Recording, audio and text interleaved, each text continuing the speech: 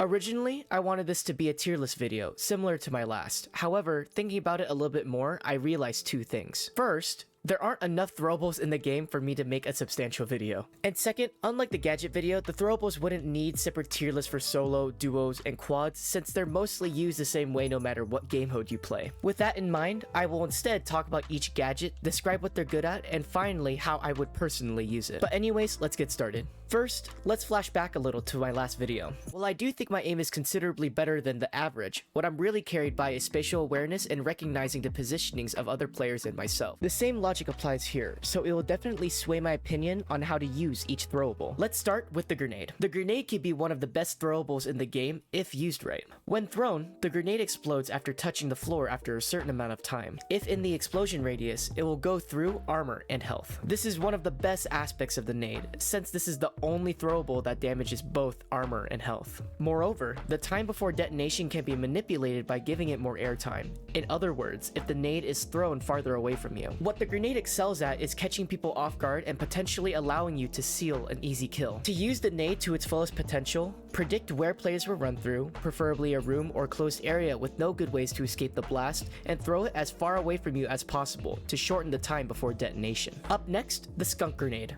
or what I like to call it, the skunk nade.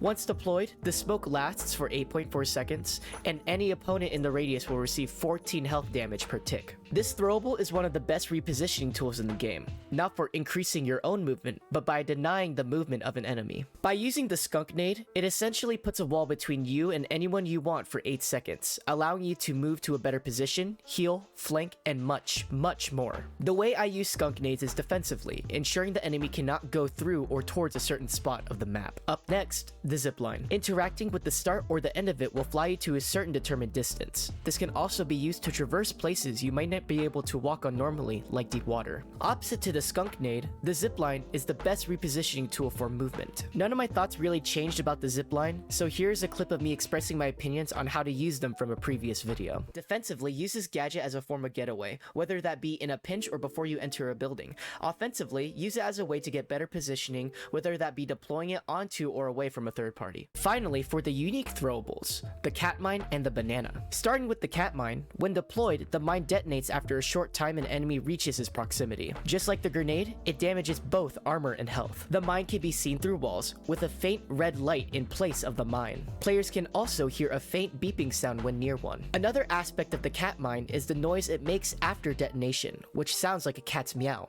Use this to your advantage to gain a vague idea of where an enemy could be pushing from. Now with the banana, instead of damaging the opponent, it stuns them for 2 seconds after direct contact. One important aspect of the banana is that you can actually see when enemies slip on a banana through walls, so I recommend being close to one you place to get an easy kill. Now the reason I grouped the cat mine and banana together is for this very reason. Almost no one uses these to their fullest potential. It's such an easy thing to do, but no one does it. And my piece of advice is this: hide the mine and banana behind things like piles of loot or the supply crate. When doing this, the visibility of both throwables is almost non-existent, especially with the banana. Actually, on the topic of bananas, I have a lot to say about them.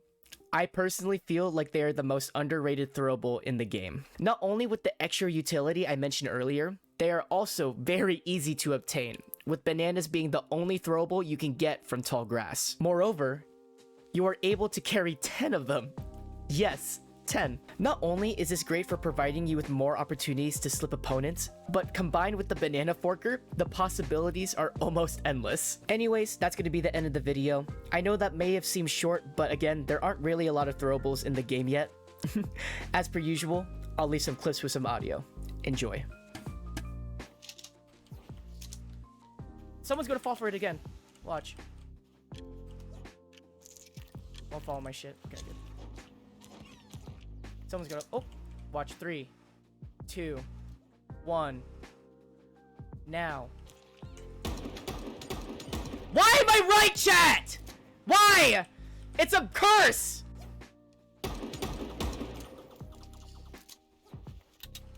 Okay, I don't know where he's going, but he is going to try and kill me. Nope. Woo! They don't know me, son! Oh shit, they know me, son!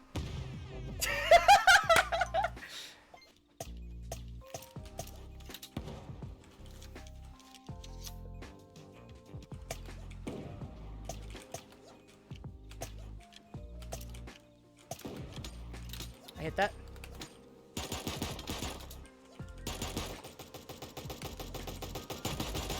Easy. Come on. Come on. Give me a challenge! Give me a challenge, please. I beg you. Go right here. Go right here. I know what you meant, Hans. Don't worry. I'm just messing with you. Whee!